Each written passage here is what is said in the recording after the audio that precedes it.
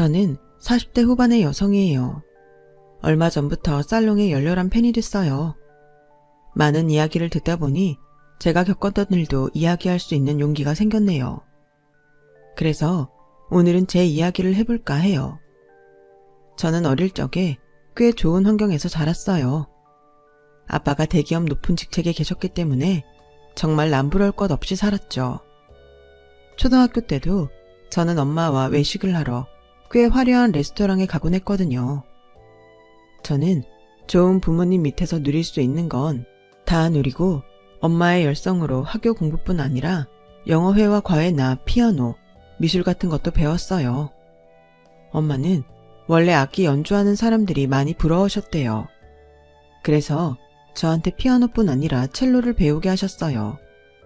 당시에는 첼로를 하던 학생들이 많지 않았는데 저는 남들이 안 하는 악기를 한다는 자부심 때문인지 첼로를 한다는 걸 아이들한테 자랑하길 좋아했어요. 어린 마음에 남다르고 싶었던 욕심도 있었는데 그만큼 열심히 하기도 했어요. 엄마는 제가 열심히 하는 모습이 좋았는지 저를 첼로로 대학에 보내겠다고 좋은 선생님을 알아보고 연습실을 대여해주는 등 많은 뒷받침을 해주셨어요. 저도 음대생이 되는 날을 꿈꾸며 열심히 했죠. 하지만 저의 꿈은 아빠의 갑작스러운 실직과 함께 모두 허망하게 무너지고 말았어요. 무슨 일이 있었는지 정확히는 모르지만 새로운 사람이 경영진이 되면서 아빠는 밀려나게 됐고 결국 사표를 쓰고 나오셔야만 했어요. 아빠는 너무 큰 충격을 받으셔서인지 말이 없어졌고 어느 날 갑자기 모든 것을 놓고 지방으로 내려가셨어요. 어떡하지 민주야? 당분간은 우리가 먹고 쓸 게 있긴 하지만 네 레슨비랑 대학 준비는 어려울 것 같아. 너 대학 갔을 때 대비해서 들어둔 적금이 있긴 한데 지금 상황에서는 그것도 생활비로 써야 될 것 같다. 아무래도 첼로를 여기에서 포기해야 되지 싶어. 미안하다 우리 딸. 이런 일이 있을 줄은 꿈에도 몰랐어. 엄마는 저한테 계속 미안하다고 하면서 눈시울을 붉히셨어요. 음대에 갈 수 없다는 말에 저도 충격을 받아 당시에는 아무 말도 할 수 없었어요. 하지만 제가 계속 의기소침해 있는다고 해도 아무것도 바뀌지 않는다는 걸 잘 알고 있었어요. 며칠 후 저는 엄마한테 괜찮아 엄마, 뭐 음악이야. 내가 나중에 나이 들어서 다시 해도 되고 꼭 음대를 가야만 음악을 할 수 있는 건 아니잖아. 우리 지금 할 수 있는 일만 생각하자. 그렇게 말해줘서 고마워. 엄마도 엄마가 할 수 있는 일을 찾아서 최선을 다해볼게. 저에게 음대를 못 보내준다며 눈물을 보였던 엄마는 그 후 어떤 일이 있어도 울지 않으셨어요. 그래, 어쩔 수 없는 거잖아. 기왕 이렇게 된 거 민주 네 말 맞다나 지금 생각만 해야겠어. 엄마는 큰 시련을 겪으면서 더 강해지신 것 같았어요. 하지만 오랫동안 바깥 일을 안 하신 엄마가 할 수 있는 일은 거의 없었어요. 엄마는 저희가 살던 집을 처분해서 작은 아파트 전세로 옮기고 거기서 남은 돈을 가지고 동네 상가에 보습학원을 열었어요. 그게 제가 고등학교 1학년 때였어요. 저는 그동안 첼로를 하느라 소홀히 했던 공부들을 많이 하기 위해서 체계적인 공부 계획표를 세웠어요. 실기를 안 하고 공부만 하면 된다고 생각하니 오히려 하루가 훨씬 단순해졌고 레슨 받느라 왔다 갔다 하는 시간도 절약돼서 공부에 쉽게 집중할 수 있더라고요. 그래도 엄마 혼자 생계를 책임지시는 데 도움이 되고 싶어서 일요일에는 초등학생들의 첼로 작은 선생님이 돼서 아이들 연습할 때 봐주는 아르바이트를 했어요. 제가 집안 사정 때문에 음대에 갈 수 없다는 걸 아신 선생님이 안타까워하시면서 과외 자리를 찾아주신 거였어요. 어릴 때부터 기초부터 제대로 배웠던 저였기에 어렵지 않게 어린 아이들 연습하는 걸 가르칠 수 있었죠. 엄마는 보습학원을 운영하시느라 신경을 많이 쓰셨어요. 아침 일찍 나가서 밤늦게 들어오시며 열심히 하셨죠.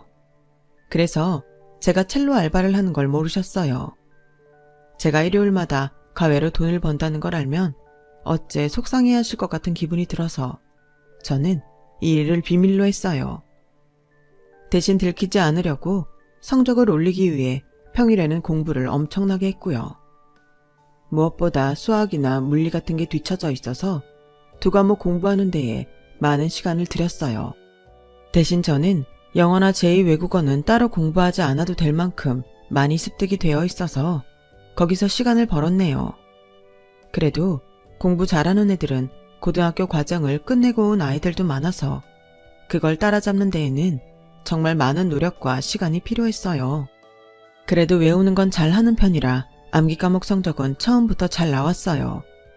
수학과 과학 과목은 1학년 때에는 아무리 해도 성적이 오르지 않더니 2학년 때부터는 점점 오르기 시작하더라고요. 저는 기왕 따라잡은 김에 잘 해야겠다는 생각이 들어서 그동안 모은 돈으로 학원에 등록해서 국영수 수업을 들었어요. 물론 일요일에 첼로 알바도 계속했고요. 그 덕에 학원비는 엄마한테 손 벌리지 않아도 됐어요. 대신 피곤하고 힘든 건 있었지만 지금만 참으면 된다는 생각으로 이 악물고 버텼죠. 학원에 다녔더니 확실히 요령을 터득할 수 있었고 그 덕에 성적은 점점 더 올랐어요. 저는 학원 수업이 없을 때는 학교 도서관에 남아서 마지막 불이 꺼질 때까지 공부를 했고 결국 좋은 대학에 합격할 수 있었어요. 노력이 저를 배신하지 않았다는 걸 확인하고 정말 기쁨의 눈물을 흘렸어요.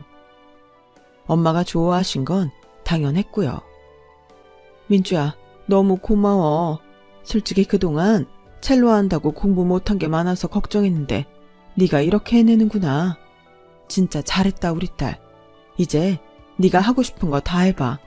엄마 학원도 자리 많이 잡아서 이제 좀 괜찮아. 나야말로 고마워 엄마. 엄마가 무너졌으면 나도 못했을 거야. 내 정신줄 꽉 잡은 거 엄마 덕택이야. 나도 이제 내가 쓸 거 다 내가 벌어서 쓸게. 엄마도 한숨 놓고 살아야지. 라며 저와 엄마는 서로를 격려하고 응원하면서 치킨을 시켜 먹으며 좋은 시간을 보냈어요. 제가 대학에 가고 엄마는 학원을 더 큰 곳으로 옮기셨고 새로운 선생님들도 뽑았어요. 엄마가 워낙 학생들 관리를 잘해서 학부모들이 좋아했거든요. 엄마는 선생님들 대우도 다른 곳보다 잘해줬고 학생들 눈높이에 맞는 교육을 해달라고 철저히 부탁하셨죠. 그런 엄마의 노력 덕분에 학원은 날이 갈수록 입소문이 나서 학생들은 점점 늘어났어요. 오랜 시간 집에서 저와 아빠 뒷바라지만 하던 엄마가 이렇게 인정받는 원장님이 된 게 저는 정말 자랑스러웠어요. 저는 1학년 때부터 좋은 회사에 들어가는 걸 목표로 했어요. 이런저런 꿈 같은 건 꾸지 않기로 했죠. 안정적이고 복지 좋은 회사에서 돈을 모은 다음 남들보다 빨리 퇴직을 해서 하고 싶은 일을 하는 게 저의 꿈이라면 꿈이었어요. 아빠처럼 윗사람들의 좌지우지 돼서 원하지도 않는 때에 잘리고 싶지는 않았거든요. 그 일은 저한테도 아주 큰 상처였어요. 저는 가장 연봉이 높은 회사에 입사하기로 하고 1학년 때부터 학점 관리나 봉사활동에도 엄청 신경 썼어요. 회사 일 하는 데 필요한 자잘한 자격증들도 다 따고 외국어 시험도 볼 수 있는 건 다 봤고요. 그렇게 철저히 준비를 해서 저는 3학년 2학기 때부터 입사 시험을 보며 준비를 했어요. 당장 붙는 것보다 졸업하자마자 들어갈 수 있게 하려는 거였죠. 저의 계획은 잘 맞아떨어져서 정작 중요한 때에 시험에 대한 두려움도 없앴고 실패 없이 면접까지 가서 드디어 좋은 회사에 입사하게 됐어요. 처음 생각했던 가장 연봉이 높은 회사는 아니었지만 직원 복지도 좋고 해외 연수 기회도 많은 회사였어요. 저와 엄마는 최종 합격 통보를 받은 후 너무 좋아서 엄마 사무실에서 서로 얼싸안으며 환호성을 질렀어요. 놀란 선생님들이 무슨 일인가 하고 들어왔다가 제가 합격했다는 걸 알고 다 같이 축하해줬죠. 엄마는 축하떡을 주변뿐만 아니라 학생들한테까지도 전부 돌렸어요. 그렇게 합격의 기쁨을 뒤로하고 첫 출근 준비를 하느라 정신이 없을 때에 아빠가 돌아오셨어요. 지방에 있는 친척 농장에서 일만 하시며 은둔 생활을 하셨던 아빠는 얼굴도 손도 많이 늙고 지쳐 보이셨어요. 그동안 민주랑 네 엄마 고생 많이 했지? 정말 미안하다. 아빠는 이제 괜찮아졌어. 그동안 돈도 모았고 이제는 내가 소소하게 일하면서 두 사람하고 같이 살고 싶구나. 그래도 내가 짐이 되지는 않을 거다. 짐이라니 그런 말이 어딨어. 아빠 얼굴 볼 수 있는 것만도 너무 좋아. 아빠는 건강부터 챙겨. 뭐니 해도 건강이 최고야. 이렇게 아빠를 받아줘서 너무 고맙다. 내가 지은 죄가 많아. 그게 왜 아빠 죄야. 결국 회사에서 지들끼리 싸움한 건데. 그런 생각은 진짜 하지 마. 그래 여보, 당신 원망 안 했다면 거짓말이지만 이렇게 당신 보니 짠하고 오죽했으면 그랬을까 싶어. 이제는 마음 편히 먹고 건강부터 챙겨요. 지금 생각해보면 아빠는 급성 우울증에 오셨던 것 같아요. 그러니 모든 게 싫어져서 잠시 우리 곁을 떠나셨던 거고요. 아빠가 나쁜 선택을 하지 않고 돌아오신 것만도 정말 다행이었죠. 그런데 아빠는 힘든 와중에도 악착같이 돈을 모으셨고 그 돈으로 외진 곳에 작은 건물을 샀어요. 1층은 가게가 하나 있었고 2층과 3층은 살림집인 정말 작은 건물이었어요. 아빠는 그 건물 세를 받으셔서 저희 살림에 보태셨고 사람을 쓰지 않고 직접 보수도 하시고 매일 청소도 하셨어요. 아침에 일어나서 출근하듯이 건물을 보러 가셨죠. 그러는 사이 저는 회사 일에 조금씩 익숙해졌어요. 같이 들어간 동기들하고도 많이 친해졌어요. 상사들 말에 기죽지 않고 대처하는 법도 알게 됐고요. 점심시간이면 친구가 된 동기와 같이 점심을 먹으며 수다를 떨었죠. 민주 너 의외로 남자친구 없더라? 있을 줄 알았는데. 그래? 왜 그렇게 생각했는지 몰라도 나 아직 남자 사귀어 본 적 없어. 정말이야? 대학 때 미팅도 안 해봤어? 난 1학년 때부터 취직 생각만 하고 공부만 했어. 야, 완전 너 천연기념물이다. 어떻게 데이트 한 번을 안 했어? 그럼 내가 소개팅 해줄까? 괜찮은 사람 있는데 너랑 진짜 잘 어울릴 것 같아. 그 말에 좀 망설여지기는 했지만 곧 좋다고 했어요. 한 번도 남자를 사귀어 본 적이 없어서 남친이 있는 게 어떤 느낌인지 궁금하기도 했거든요. 동기가 소개해준 남자는 다른 회사에 다녔는데 동기하고는 영화 동호회에서 만났다고 했어요. 일주일에 한 번씩 만나서 영화도 보고 밥도 먹는다고 하더라고요. 동기 말처럼 남자는 꽤 괜찮아 보였어요. 인상도 서글서글했고 매너도 좋았고요. 무엇보다 남자가 저한테 관심을 보이고 잘해주니까 저도 마음이 움직이더라고요. 민주 씨는 제가 만났던 여자들 중에서 제일 순수한 것 같아요. 그러면서 똑똑하고요. 아니, 왜 남친이 없었어요? 진짜 이해가 안 돼요. 저라면 민주 씨 절대 안 놓아줄 것 같은데 말이죠. 저는 그런 말에 혹했던 것 같아요. 그 말이 진심인지 아닌지 생각할 겨를도 없었죠.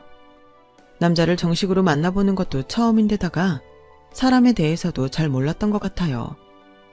남자는 어릴 때 아버지가 돌아가셔서 어머니와 둘이 산다고 했어요. 저는 아버지가 돌아오셨지만 7년 넘게 엄마와 둘이 살면서 많은 것을 감당해야 됐기 때문에 그 사람 감정에 공감이 많이 됐어요. 그 사람에 대한 연민과 동정에다가 남자가 하는 립서비스에 마음이 기울어져서 저는 결국 그 사람과 결혼을 하기로 마음먹었어요. 남자 집에 인사를 하러 갔을 때 남자 어머니는 수수한 차림새로 저를 맞으셨어요. 내가 우리 영수랑 둘이서만 살다 보니 제대로 꾸미고 살지를 않아서 집이 엉망이야. 그러려니 하고 좋게 봐줘. 별 말씀을요. 저희도 이루고 살아요. 그리고 너무 깨끗하고 좋은데요. 음식도 맛있고요. 이렇게 대접해 주셔서 감사해요. 그렇게 화기애애한 분위기 속에서 만남이 끝났고 남자는 저를 바래다 주면서 우리 엄마가 나 하나 잘 키워보겠다고 억척같이 사느라 백화점 한번 가신 적이 없어. 이제는 내가 어엿한 사회인이 됐으니 엄마한테 좋은 것만 해드리고 싶어. 그래, 부모님들 고생하신 거 생각하면 왜 안 그렇겠어? 나랑 같이 하자. 어머니 잘 모시면서 살자. 저도 저희 엄마 아빠를 생각하면 그 심정이 충분히 이해됐어요. 엄마는 힘들다는 말씀 한 번 없이 학원을 운영하셨지만 늦은 밤 집에 들어오시면 씻지도 못하고 주무시는 날이 있을 정도로 엄청나게 일을 하셨어요. 스트레스도 많으셨을 거고요. 아빠 역시 혼자 남의 농장에서 일하면서 많은 일이 있으셨겠죠. 그런 게 남자의 어머니와 겹쳐 보였고 저는 남자 어머니가 안 돼서서 몰래 용돈을 보내드리기도 했어요. 그렇게 몇 번 용돈을 보내다 보니 어느새인가 매달 용돈을 드리는 게 당연하게 됐고 이제는 남자 어머니가 당연하게 저에게 요구하는 지경까지 왔어요. 저는 남자 어머니가 돈을 보내달라고 문자를 하거나 전화를 하면 좋은 게 좋다는 생각에 보내곤 했죠.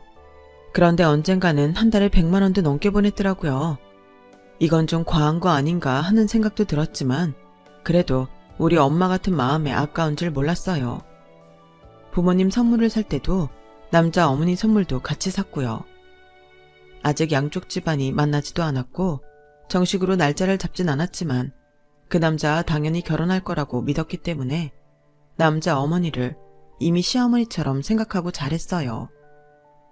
남자는 그 즈음 회사 일이 갑자기 바빠졌다고 해서 저희 집에 인사 오는 걸 계속 미루고 있었어요. 상견례 날짜는 남자가 인사 온 후에 잡기로 했고요. 그러던 어느 날 남자 어머니가 저한테 전화를 하셨어요.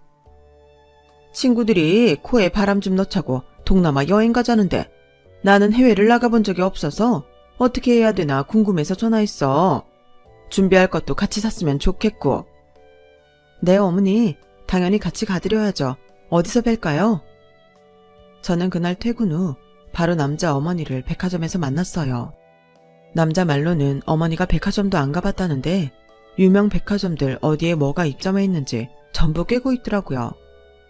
뭐 아들들이야 다 크면 엄마가 어떻게 지내는지 무심할 수도 있으니까 그 사람이 어릴 때 기억으로만 엄마를 생각했나 보다 하고 넘어갔죠.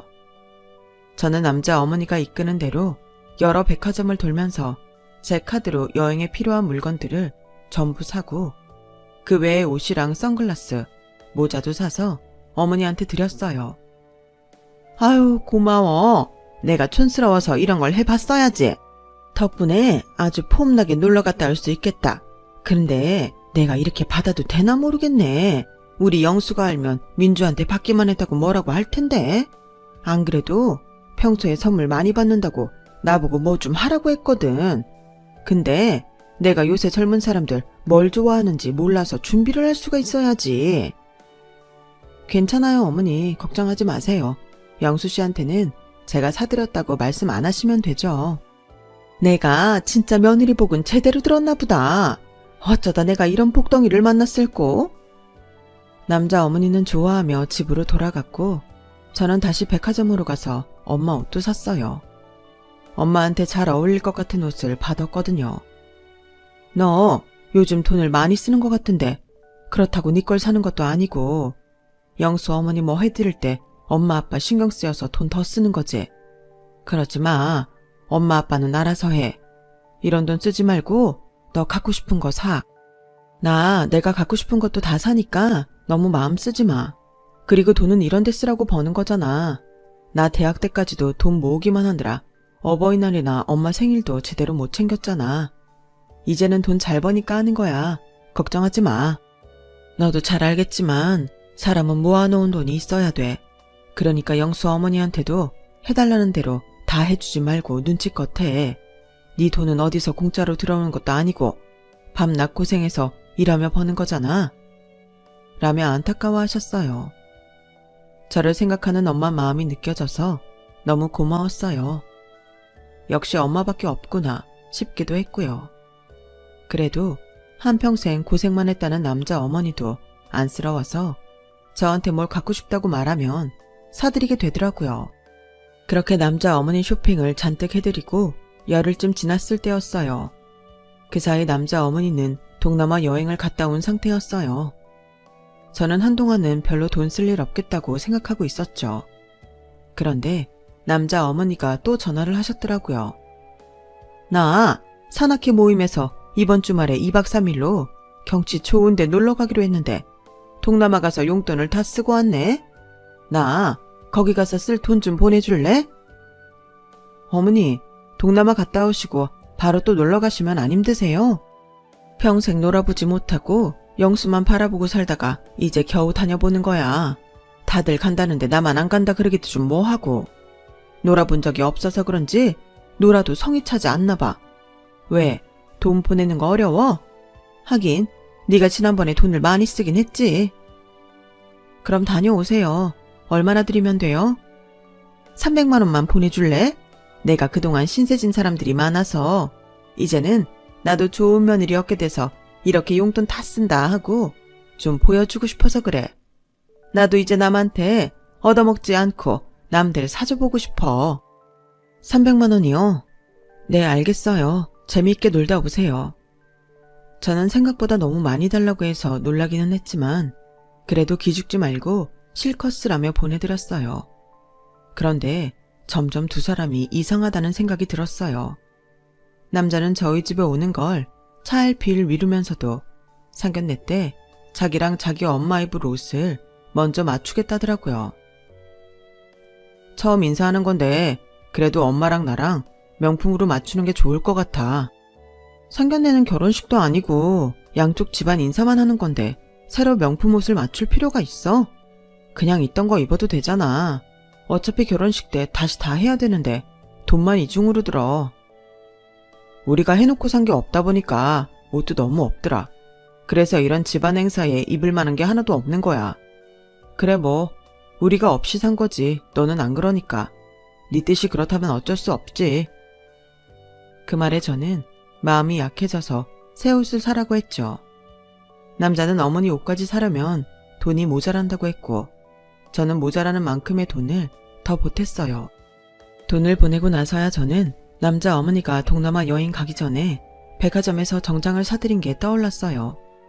뭔가 기분이 좋지 않더라고요. 그 옷을 입어도 될 텐데 굳이 명품을 고집하는 것도 마음이 불편했고요. 며칠 후 퇴근해서 집에 왔는데 아빠가 엄마 몰래 저를 잠깐 보자고 하시더라고요. 저는 아빠와 함께 동네 산책을 하며 아빠가 하시는 말씀을 들었어요. 네 남자친구 땡땡 회사 회계팀에 다닌다고 하지 않았니? 근데 땡땡 회사 회계 부장인 아빠 후배한테 물어보니까 장영수라는 사람은 회사에 없다더라. 땡땡 회사 맞아? 다른 비슷한 이름 회사인 거 아니야? 아니야, 그 회사 맞아. 그리고 아빠 건물 있는 동네 작은 회계사 사무실에서 네 남자친구를 본 것 같아. 저는 너무 놀라서 남자를 소개해준 동기한테 남자 회사에 대해서 물어봤어요. 우리 동호회에서 땡땡 회계팀 다닌다고 해서 그렇게 알고 있어. 뭐 회사 이야기도 곧잘 하던데? 우리야 그 회사에 안 다니니까 그런가 보다 하고 들었는데 왜 그래? 저는 고민 끝에 아빠가 그 남자를 본 것과 그 회사 회계팀에 남자가 없다더라는 이야기를 했죠. 동기는 너무 놀라며 말했어요. 안 그래도 그 사람 동호회에 안 나온 지 좀 됐어. 거의 4개월쯤 된 것 같은데 내가 괜한 사람을 소개했나 보네. 혹시 뭐 돈을 빌려주거나 중요한 일 같이 한 거 아니지? 난 그저 가볍게 만나라고 소개한 건데 더 잘 알아봤어야 됐나 봐. 미안해하는 동료에게 저는 괜찮다고 했어요. 정말 이런저런 많은 생각이 들더라고요. 혹시 말 못할 사정이 있어서 저희 집 인사 오는 걸 미루는 건가 걱정을 하기도 했어요. 그런데 자꾸 저한테 그 어머니나 남자가 이런저런 이유로 돈을 가져가던 게 아무래도 찜찜했어요. 그래서 큰 마음을 먹고 땡땡 회사 회계팀에 전화를 했죠. 회계팀에 장영수 대리님 부탁할게요.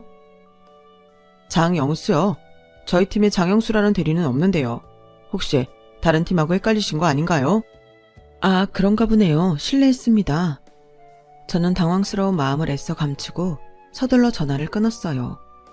그리고 회사를 하루 연차내어 아빠 건물이 있는 동네에 갔죠. 그 건물에서 나오는 사람들을 지켜봤어요. 점심시간이면 어떻게든 지나가는 걸 볼 수 있겠다 싶어서 그 시간에 가서 아빠 관리실 안에 있었어요. 그랬더니 정말 그 남자가 사람들하고 지나가더라고요. 저는 모자를 푹 눌러쓰고 나와서 남자 뒤를 따라갔어요. 그랬더니 같이 가던 한 남자가 장영수 씨, 여자친구 이름이 뭐랬지? 저번에 같이 와서 점심 먹었잖아. 박연정이요. 몇 번을 말씀드려요. 그래, 맞아, 연정씨. 청순하고 이쁘더라. 어떻게 그런 사람을 만났대? 대학 후배라 알고 지낸 지 좀 돼요. 언제 결혼해? 곧 한다고 하지 않았어? 뭐, 할 때 되면 하겠죠. 다들 제 결혼식 꼭 오세요. 곧 청첩장 돌릴 겁니다. 저는 따라가기를 그만두고 돌아서 아빠 건물로 향했어요. 기가 막히고 화가 나고 억울하고 정말 미치겠는 거예요. 저는 박연정도 아니고 그 남자가 땡땡 회사에 다니는 줄 알았기 때문에 저 회계사무소에 가서 인사를 한 적도 없어요. 너무 화가 나서 아빠 건물에 갔는데 아빠가 마침 자리를 비우셨더라고요. 한 30분쯤 기다리니 아빠가 오시는데 뒤에 바로 남자가 자기 사무실 사람들하고 오더라고요. 아빠는 건물 청소할 때 쓰려고 쓰레기 봉투랑 청소 도구를 사가지고 오시더라고요. 바로 가서 받으려다가 남자 때문에 못 나가고 있는데 아빠는 아직 건강이 완전히 회복되신 게 아니라 천천히 걷고 계셨어요. 그런데 남자 무리가 아빠 뒤를 따라오듯 걸어오더니 남자가 갑자기 짜증을 내며 아빠 어깨를 밀치면서 나오더라고요. 아, 진짜 노인네가 기운 없으면 나다니지를 말든가. 사람 다니는 길목을 막고 우물쭈물하고 있으면 어떡해? 할아버지, 저 건물 청소하지? 그 나이 먹도록 뭘 했으면 저런 데서 청소나 하고 있어. 그러니 마누라도 자식들도 쪽팔리니까 안 찾아오겠지. 그러자 남자 사무실 사람들은 킥킥거리며 남자와 함께 자기네 사무실이 있는 건물로 들어가더라고요. 남자는 아빠가 허름한 옷을 입고 청소를 한다고 무시하는 거였어요. 아빠는 제가 남자와 찍은 사진을 봤기 때문에 남자 얼굴을 알고 있었고 남자는 아빠를 모르고 있었어요. 저는 남자 일행이 건물에 다 들어간 후 아빠 앞에 나왔어요. 아빠, 정말 미안해. 내가 사람을 잘못 봤어. 아니, 어떻게 저 따위로 볼 수 있지? 그게 왜 네 잘못이야? 속이는 사람 잘못이지. 속이는 사람은 작정하고 달려들기 때문에 웬만해서는 눈치 못 채. 그래도 결혼 전에 알게 된 게 어디냐. 이거 다 액땜이라고 생각하셨구나. 저는 남자와 그 어머니한테 너무 심한 배신감을 느꼈고 화를 도무지 참을 수가 없었어요. 제가 엄마처럼 생각했기 때문에 남자 어머니한테도 잘했던 건데 두 사람은 그런 제 마음을 이용했던 거니까요. 언제나 제가 돈 많이 쓰는 걸 미안해하는 엄마한테나 더 잘할 걸 하며 얼마나 후회를 했는지 몰라요. 엄마, 내가 진짜 멍청한 짓을 했어. 엄마가 돈 너무 쓰지 말라고 할 때 그 말을 들었어야 됐는데 이럴 줄 알았으면 엄마한테나 더 잘할 걸. 내가 대체 무슨 헛짓거리를 한 건지 모르겠네. 이렇게 착한 내 새끼한테 그 작자들이 무슨 짓을 한 건지. 그리고 엄마는 괜찮아. 엄마도 돈 버는데 뭘 나한테 더 쓰려고 해. 아빠도 우리 고생시켰다고 요즘 장도 다 봐오고 그러셔서 엄마 진짜 편해. 아무것도 안 해줘도 돼. 그런데 그것들은 대체 어떻게 돼먹은 인간들인지 아, 속상해. 엄마는 화가 나서 경찰서에 가서 사기로 고소할 수 있는지도 알아보시고 변호사 사무실에 가서 상담도 받으셨대요. 하지만 그 사람들이 저한테 사기를 쳤다는 게 확실히 물적 증거로 남아있지 않아서 알 수가 없다며 그 남자가 만난다는 여자가 증언을 해주면 혹시 모르겠다고 했어요. 저는 이 일을 어떻게든 마무리해야겠다 싶어서 남자한테 어머니랑 함께 나오라고 했어요. 나 회사에서 인센티브 받아서 식사 같이 하고 싶어서 그래. 그러고 특급 호텔 레스토랑으로 오라는 말을 했죠. 그 말에 남자는 말투가 붕 뜨며 태도가 확 바뀌는 게 느껴졌어요.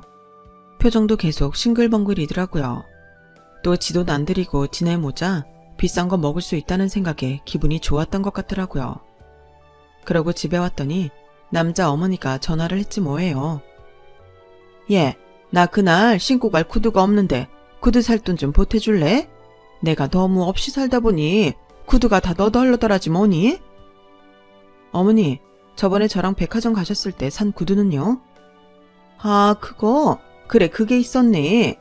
근데 그거는 너무 비싸서 아깝기도 하고 막 신고 다니기는 좀 그런데 그것보다 좀 금 낮은 걸로 하나만 사주면 좋겠다, 얘. 네, 그럼 어머니가 먼저 사세요. 제가 레스토랑에서 어머니한테 돈 드릴게요. 그런데 어머니, 원래 결혼할 때 시댁에서 며느리한테 명품 핸드백 선물하잖아요. 저 그거 미리 사주시면 안 될까요? 실은 조금 있으면 동창회가 있는데 저 결혼 전이니까 남친 어머니한테 선물 받았다고 자랑하고 싶어서요. 얘, 내가 돈이 어딨니? 맨날 집에만 있는 사람인데 영수가 주는 돈 모자라서 네가 나한테 주잖아. 영수씨 카드로 계산하세요, 어머니. 어차피 나중에 저희가 갚아 나갈 거잖아요. 아, 그렇지. 결국 네가 갚을 거긴 하지. 그래도 영수한테 카드 달라기가 좀 그런데 꼭 그걸 갖고 싶니? 네, 어머니. 저도 애들한테 시댁에서 좋은 거 받았다고 자랑하고 싶어서요. 어머니도 친구분들 만나셔서 며느리감이 사줬다고 자랑하셨다면서요. 제 마음도 똑같거든요. 영수씨 걱정은 마세요. 제가 잘 이야기할게요. 그렇게 저는 비싼 명품 백 하나를 받아냈어요. 그리고 같이 밥 먹기로 약속한 날이 됐어요. 레스토랑에 가니 남자와 남자 어머니는 벌써 와서 자리에 앉아 있더라고요. 하지만 두 사람은 곧 제 뒤에 따라온 엄마 아빠를 보고 놀라서 어쩔 줄 몰라 했어요. 게다가 엄마 아빠는 진짜 비싼 최고급으로 머리끝부터 발끝까지 쫙 빼입고 나오셨거든요. 그걸 본 남자 어머니는 눈이 휘둥그레지더라고요. 어머, 이렇게 다들 나오시는 줄 알았으면 저희도 더 준비를 하는 건데, 얘, 미리 말 좀 해주지 그랬어. 남자는 긴장을 해서 아빠 얼굴도 제대로 못 쳐다보고 허리를 깊이 숙여 인사를 했어요. 안녕하십니까, 장인어른. 처음 뵙겠습니다. 이렇게 멋진 분을 장인어른으로 만나게 돼서 영광입니다. 앞으로 친아버지처럼 생각하고 따르겠습니다. 자네가 왜 날 처음 보나? 이미 우리 만났고 자네는 나한테 마누라랑 자식도 외면한 노인네라고 하지 않았어? 남자는 그 말에 놀라서 그제야 아빠 얼굴을 쳐다봤어요. 처음에는 갸우뚱하더니 점차 아빠를 알아보고 말 그대로 얼굴이 백지장처럼 하얘지더라고요. 이제 알아봤어? 얼마 전에 영수씨가 노인네가 우물쭈물 돌아다니지 말라고 했잖아. 바로 그분이야. 우리 아빠. 영수씨가 저런 건물이라고 한 그 건물 주인이라고. 거기 청소부가 아니라. 남자는 그 말에 완전 충격을 받아 얼어버린 것 같았어요. 남자 어머니는 자기 아들이 실수했다는 걸 깨닫고 연신 허리를 굽히고서 손바닥을 비비더라고요. 영수가 좀 실수를 했나 봐요. 근데 아마 그때 복장이 좀 그러셨나 봐요. 청소하는 사람인 줄 알고 말을 좀 잘못한 것 같은데 너그러이 봐주세요. 청소하는 사람한테는 함부로 해도 됩니까? 사람이라면 어떤 일을 하던 자기보다 윗사람한테는 예의를 갖추는 게 도리죠. 그리고 자네는 그것만 실수한 게 아니잖아. 라고 말하자 남자 어머니는 짜증스럽게 뭘 갖고 그러시는지 모르겠지만 너무 예민하신 것 같네요. 실수라고 말씀하셨는데 실수라는 걸 아시면 봐줄 줄도 좀 알아야 어른이죠. 말은 실수라고 했지만 도저히 실수 같지 않아서 말이죠. 민주야, 그 아가씨 여기로 오시라고 해라. 박연정 씨, 이리로 오세요. 제 말에 박연정이라는 여자가 저희 앞에 나타났고 여자를 본 남자와 그 어머니는 입을 쩍 벌리더니 서로를 쳐다보고 아무 말도 못하더라고요. 박연정 씨가 이 사람 일하는 회계사 사무소에 가서 거기 사람들이랑 점심도 먹고 인사도 했죠. 네, 그랬어요. 저는 이 사람하고 결혼할 거라고 믿어서 거기에 인사하러 갔다고요. 그랬다는데 영수씨? 영수씨 회사는 땡땡 회사도 아니고 아빠 건물 근처에 있는 작은 회계사 사무소이고 결혼할 상대도 내가 아니고 여기 언정씨라는데? 있지. 이거 다 그럴 만한 사정이 있어서 그랬어. 민주야, 제발 내가 하는 말 듣고 여기 연정의 말 듣지 마. 난 이미 연정씨한테 다 들었어. 연정씨한테도 어머니 힘들었다고 돈 많이 뜯어냈다며? 내가 영수씨 회사가 이름 없는 회계사 사무소라고 뭐라고 하는 게 아니야. 이거는 신뢰의 문제잖아. 영수씨가 한 게 사기가 아니면 뭐야? 사기라니, 그건 말이 너무 지나치잖아.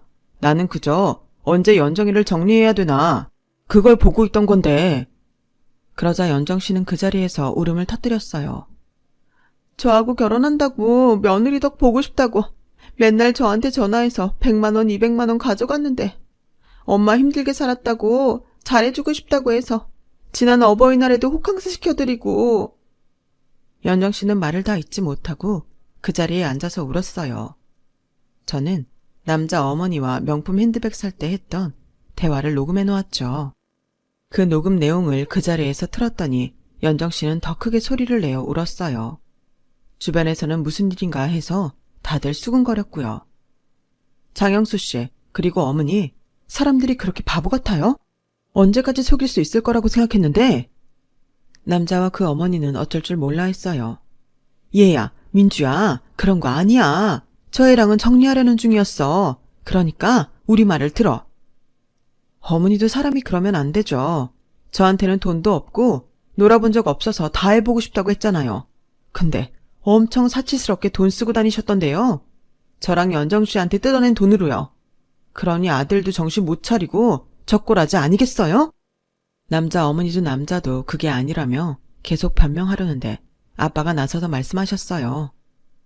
착한 사람들 마음을 이용해서 돈만 뜯어낼 생각하고 사람을 있고 없고로 대하는 게 달라지는 당신 같은 사람들은 철저히 망신을 당해봐야 돼요. 내가 괜히 여기로 예약하라고 한 줄 알아요. 이런 데서 사람들한테 찍혀서 다시는 비싼 데에 고개 못 들고 다니게 하려고 그런 겁니다. 그리고 내 딸이랑 이 아가씨한테도 사과하세요. 안 그러면 내가 무슨 수를 써서라도 법적 조치 취할 테니까 알아서 하라고요. 남자와 남자 어머니는 사람들 다 보는 데서 무릎을 꿇더라고요. 아버님, 한 번만 좀 용서해 주세요. 민주씨, 진짜 이건 내가 잘못했어. 정말 미안해. 보셨죠, 연정씨? 저 사람 연정씨한테는 사과 안 하잖아요. 저보다 연정씨가 만만한 거예요. 저 사람 우리를 갖고 놀면서 간보고 있었던 거고요. 아빠 엄마 차리고 나온 거 보고 저렇게 무릎 꿇는 거라고요. 제 말에 연정씨는 현실을 깨달았고 더는 안 되겠다며 그 자리에서 일어나 나가버리고 말았어요. 남자 어머니는 제 손을 부여잡고서 민주야, 우리가 어렵게 살다 보니까 이렇게 됐어. 우리 진짜 속이려고 한 게 아니야. 마음 풀어. 제가 다 알아봤어요. 별로 어렵게 살지도 않으셨던데요. 영수 씨 아버지가 남긴 재산도 꽤 있었고 평생을 호의호식하며 살았다고 하던데요. 언제까지 저를 계속 속일 생각이에요? 저 호구짓 그만할 거니까 이거 놓으세요. 라고 차갑게 뿌리치고 나왔어요. 남자는 그 여자와 헤어지고 나와 결혼하려고 했다며 몇 번이고 잘못했다고 싹싹 빌었어요. 하지만 아빠한테 그런 걸 뭘 잘못했는지 모르는 것 같았고 너무 많은 걸 속여서 이미 신뢰를 할 수 없는 상태였어요. 아빠가 그 동네에서 남자를 알아본 건 정말 하늘이 도운 거였어요. 아니면 저는 계속 그 남자 집에 돈을 퍼주고 결혼할 날을 기다리고 있었을지 모르죠. 아니면 그런 남자하고 결혼을 했을지도 모르고요. 남자와 그런 일이 있고 난 후 저는 한동안 아무도 만나지 않았어요. 그러다가 동문회에서 좋은 선배를 만나게 됐고 1년 정도 사귄 후에 결혼을 하게 됐어요. 아들, 딸도 낳아서 둘 다 지금 중학생이네요. 엄마, 아빠도 이제 완전히 건강해지셔서 그때보다 더 잘 지내고 계세요. 제 얘기는 여기까지예요. 들어주신 분들 모두 건강하시고요. 다들 행복하시고 좋은 일만 넘쳐나길 바랄게요. 감사합니다. 여러분, 사연 댓글에 응원과 현명한 조언 부탁드려요. 좋아요와 구독은 저에게 큰 힘이 됩니다. 오늘도 좋은 일 가득하세요.